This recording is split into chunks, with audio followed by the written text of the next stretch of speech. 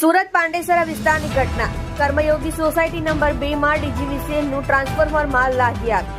ટ્રાન્સફોર્મરમાં આગ લાગતા અફરાતફરીનો માહોલ સર્જાયો. ટ્રાન્સફોર્મરના 50 ફૂટ પર ઉચ્ચ માધ્યમિક સ્કૂલ આવેલી છે. ઉપરથી વરસાદ અને 50 ફૂટ પર માધ્યમિક સ્કૂલની બાજુમાં ડીજીવીસીએલના ટ્રાન્સફોર્મરમાં લાગી આગ. ઘાતકના ડીજીવીસીએલનું ટ્રાન્સફોર્મરની બાજુની બિલ્ડિંગમાં નાના બાળકો સહિત પરિવાર રહે છે. સત્ય માટે હંમેશા સત્યની સાથે જોડાઈ રહો. આર સુરત ન્યૂઝ ચેનલની સાથે.